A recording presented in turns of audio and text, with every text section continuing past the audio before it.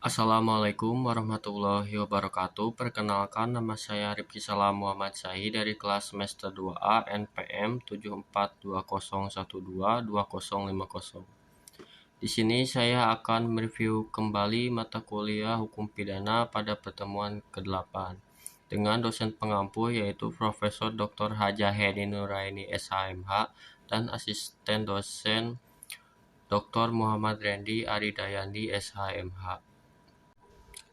Pada pertemuan ke-8 pada kali ini yaitu membahas tentang bab 4 tentang hubungan sebab akibat atau kausalitas.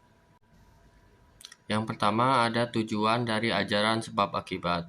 Tujuannya yaitu untuk menentukan hubungan antara sebab akibat yang berarti menentukan ada atau tidak adanya tindak pidana. Lalu tujuan berikutnya untuk menentukan pertanggungjawaban seseorang atas suatu akibat tertentu yang berupa suatu tindak pidana. Ajaran kausalitas merupakan unsur objektif dari tindak pidana.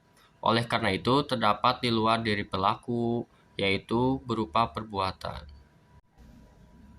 Lalu yang kedua ada teori-teori ajaran sebab akibat atau kausalitas.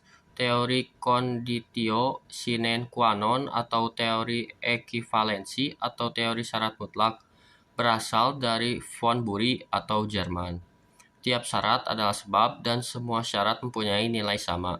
Oleh karena itu, apabila satu syarat tidak ada, maka akibatnya akan lain. Baik syarat positif maupun syarat negatif sama-sama sebagai penyebab timbulnya akibat. Sehingga jika salah satu syarat tidak terpenuhi, maka akibat konkretnya lain pula. Kebaikan dari teori ini adalah mudah diterapkan tetapi menimbulkan banyak masalah. Karena terlalu luas lingkup berlakunya pertanggungjawaban pidana. Kesulitan dari teori ini adalah terlalu membentang ke belakang sehingga tanpa batas. Selanjutnya ada teori individualisasi yaitu mengadakan pembatasan antara syarat dengan sebab secara pandangan khusus atau mengindividualisasi yaitu secara konkret mengenai perkara tertentu saja dengan mengambil pendapat sesudah kejadian atau post factum. Dalam menentukan akibat dari sebab dilihat dari rangkaian syarat itu dilihat sendiri-sendiri.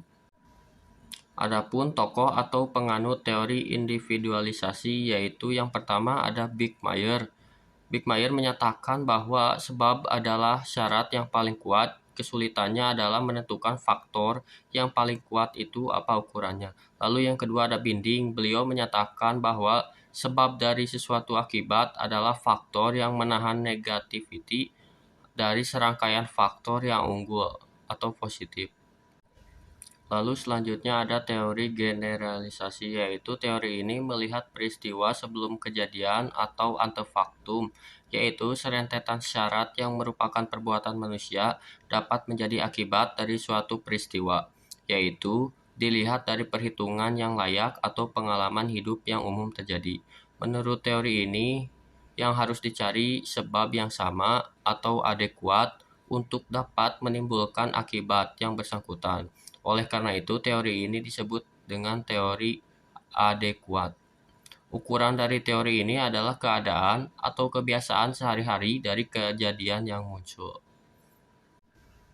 Oleh karena itu, diperlukan ukuran yang didasarkan pada yang pertama penentuan subjektif, yaitu yang dianggap oleh sebab adalah apa yang dilakukan oleh pelaku dapat diketahui atau diperkirakan, bahwa apa yang dilakukannya secara umum dapat menimbulkan akibat yang seperti itu.